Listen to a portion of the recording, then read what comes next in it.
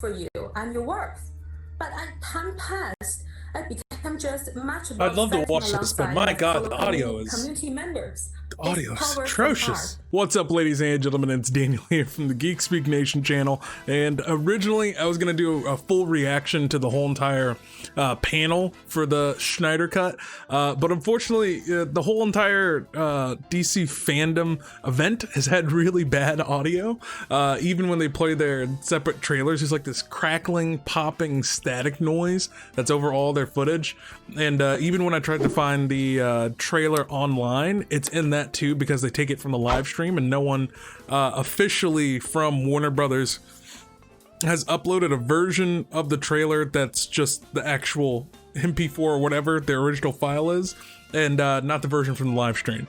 So I didn't want you guys to have to sit through the whole entire panel of bad audio and me reacting to it, so we're just gonna sit through the trailer with bad audio and me reacting to it, but it's not too bad in just the trailer. So that is my preamble for this video.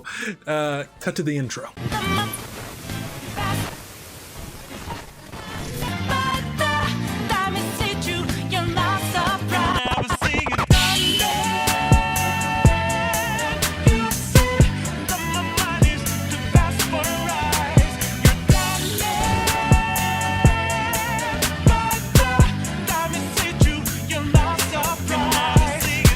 So, just to summarize some of the things that were discussed in the panel, it was a really nice panel though. To see how much love and appreciation there was for the Snyder Cut from the staff, not the staff, but the crew, the cast and crew, who were a part of the film, and then also the fan community that ended up rallying around it and pushed to get this Snyder Cut to happen. That was really, really amazing.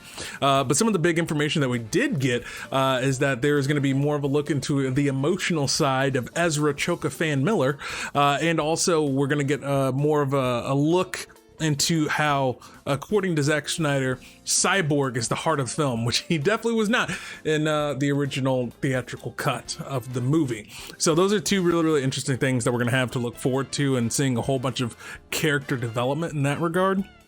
And then on top of that, we also have to look forward to that the cut of it is going to be 4 hours, and they're going to split it up into 4 separate episodes. And they're also working on distribution to make sure that they can put it all together in one 4-hour cut that we can watch, which is going to be the most preferable for me. And that is very, very exciting to hear that there's a 4-hour cut of this film that's going to be coming out. I wish Denis Villeneuve would heed that, because I want that 4-hour cut of Blade Runner 2049. Okay, I'm not going to say it again. But with that being said, I think that's all the preamble that we really need going into this, and yeah, let's check out the trailer finally. All right, and also I'm gonna be honest, in my journey of trying to find the best quality version of this trailer, because I paused it when I was watching live stream right before they showed the trailer, but in trying to find it online, IGN seemingly has the best version of it as of me recording this, so I'm watching that version. But yes, I have seen the first couple of seconds of it because I had to check the audio quality, and yes, I saw Darkseid and it was spoiled for me, but it's okay. We're gonna watch it. We're gonna watch this trailer. Here we go. Let's go.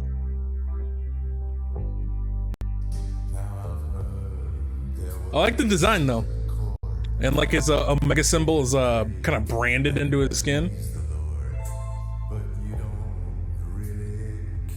The Hall of Justice is destroyed. Playing into the aspect of time travel.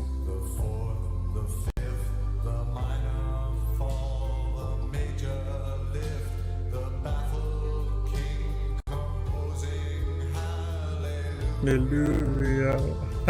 I see you, Zach. Hallelujah. Hey, hitting him with that Watchmen reference. I see you. It's a cuts of Victor we never got to see. The black suit Superman, not Spider-Man. Calm down.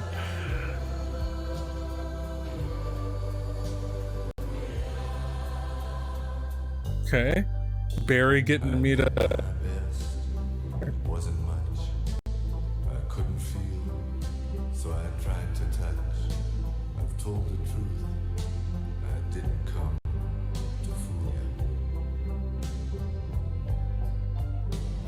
So these are all the confirmed shots that was original. Oh, is that a Steppenwolf redesign a little bit?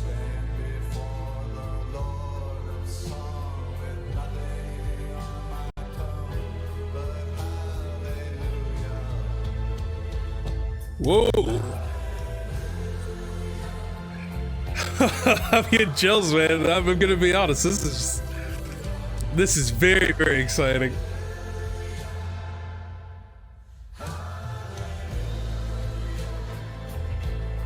Oh, okay. So Flash definitely does do some time traveling.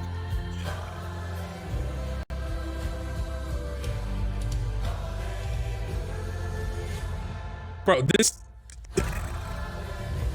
Yo, this trailer is infinitely more interesting than the original cut. Just this trailer alone and its implications. Fought hundreds of thousands of other super beings on the other planets he's destroyed, right? And we have to assume he's won. I don't care how many demons he's fought and how many hells. He's never fought us. Not us united. Okay. Okay. Okay, you got me. No matter what you feel about Zack Snyder or his directing and all that stuff, I think we can all agree that this is a momentous occasion in filmmaking where, you know, not only was the filmmaker done wrong, you know, and especially some of the rumor reports about how they treated Zack Snyder behind the scenes and all that sort of stuff, but also with Ray Fisher coming out talking about, you know, the harassment that he dealt with, you know, Joss Whedon being just a totally rude person and a bit of a douche, and then also dealing with who else was it? I think Jeff Johns was supporting him. Like, there was a lot of issues going on behind the scenes in this film, and I think it's important that, you know, despite all of these things, that the fan community was able to come together and it could see through the veil that was the theatrical cut of Justice League and was like, no, we want the original vision. There's no way you could look at something like Batman v Superman, right? And look at that film and then look at Justice League and say, yeah, that's the intended vision by the same person, whether it's thematically, but also like the way it was shot. And like, one of the big things that Zack Snyder said was that he only is going to use footage that is shot by him in this cut of Justice League, right? And it's very, very interesting to see, because you see some of the best shots or like some of the most iconic looking shots out of that Justice League film. It's like, oh yeah, that was done by Zack. That makes sense, because it's like you can tell the difference, you know, because despite, like I said, how you feel about Zack and his, you know, directing style and all that sort of stuff, he is a visually striking director. You know, and every single, you know, composed shot that he makes, it's crucial and it's important and it's there for a reason. You know, visually, it's always there for a reason. And look, I'm gonna be honest with you. I'm always 100%. You can check all of my past reviews for my original review for Batman v Superman. You can check my review of the Ultimate Cut. I'm telling you, DC would be in an entirely different timeline if they released the original cut of Batman v Superman. Because if you look at that film and you look at the director's cut, the ultimate cut of that film, you get to see Zack's full vision. And the theatrical cut is not fair because it cuts off 30 minutes. And it's not like 30 minutes of like, oh, they just cut out this one big scene or one sequence. They shaved off 30 minutes of here and there, every minute, every 5 minutes, every 10 minutes. They were cutting off stuff out of the film to make it feel like this disjointed mess that didn't make any sense, and the story was completely convoluted, and it was horrible. It was a horrible cut of that film. But when you watch that ultimate cut, it's not going to change the big issues that people have, whether it's Superman's too dark, Batman kills. That's something I have a gripe with, you know. It doesn't change, or like Jesse Eisenberg's performance, you know, it doesn't change any of those big things that people have strong feelings about. But you get Zack Snyder's full vision. And if that full vision would have made it into theaters, you would have seen an entirely different reception. Because I've seen so many people who vehemently hate Batman v Superman, but will go in and watch the ultimate cut because people are like dared them to or whatever, and they'd be like, okay, well, you know, I still don't agree with a lot of stuff, but I respect the film that was made. What was made is a respectable, watchable film. The theatrical cut is not watchable. And so when you get into this scenario where so much power was taken away and the creation of Justice League, and so much was done wrong behind the scenes. Man, it is beautiful to see that this rendition of this cut is alive. And one thing to keep in mind for a lot of people, I know people are going to comment about the CGI on Darkseid. There's a difference between the CGI on Darkseid and the CGI between on Cheetah. All right, Cheetah. All right, in Wonder Woman 1984. All right, the Wonder Woman 1984. They have a much bigger budget. The VFX is still not done, and that was the original intention for the budget. They have a very, very small budget to do a whole bunch of VFX and a whole bunch of editing for Justice League, the Snyder Cut.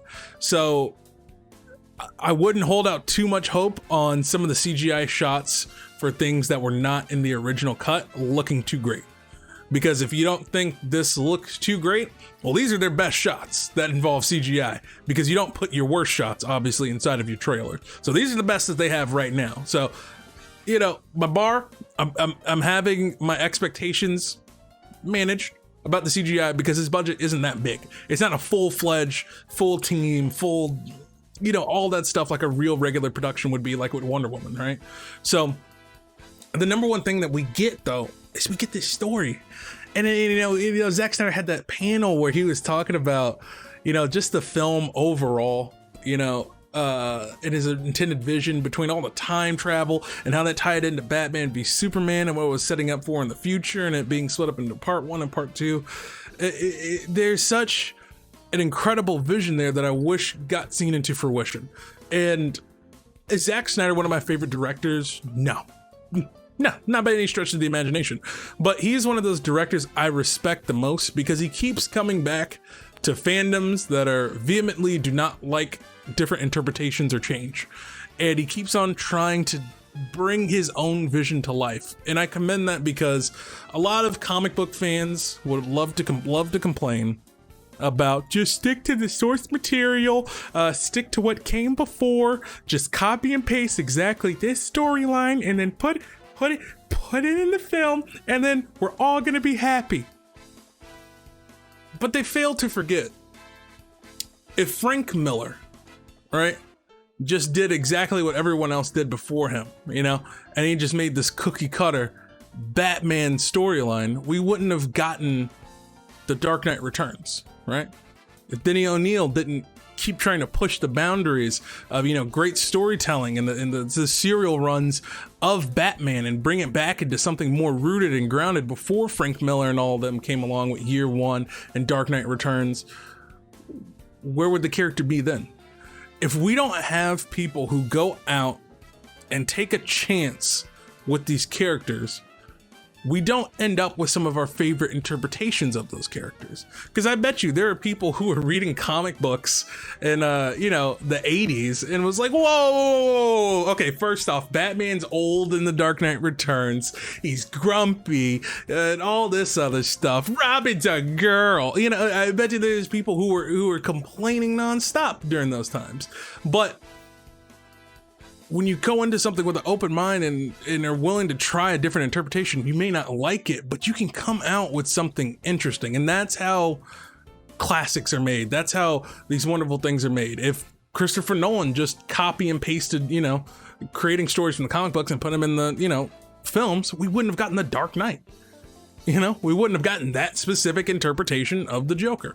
So, or gotten the Joker film itself. You know, I think it's important that we stay open-minded, and that's why I think like this film is just so it's important for comic book fans to be able to get a unique vision to come to life. And I think it's also important for these big sort of blockbuster films and understanding, you know, the plight of the creators that goes on behind the scenes, you know, because now we're even talking about, people are talking about, hey, please, can we talk about the Ayer cut? You know, David Ayer is talking about Suicide Squad, and he was like, hey, you know, I see y'all giving Zack Snyder money for a re-edit, but hey, what about me? You know, and it makes sense because, you know, the way he describes it is like, yo, his film got butchered in the editing room by so many different people and companies, literal trailer companies coming in to edit the film. You know, I think this film is important on a lot of different levels, not just speaking on it as a comic book fan, but as a filmmaker, as a writer, I think it's important to pay attention to these things and to see the struggles, the politics, and the hidden things that go on behind the scenes in order to make a film happen, and the communities that surround them, because this is an incredible feat that does not happen. Something like the Snyder Cut just doesn't happen, you know, without amazing and a tremendous amount of support. I think this is great. Whether you do or do not like Zack Snyder or his films, or the, you know, or the current state of the DCE, whatever they call it nowadays, you know, the DC film universe, who cares?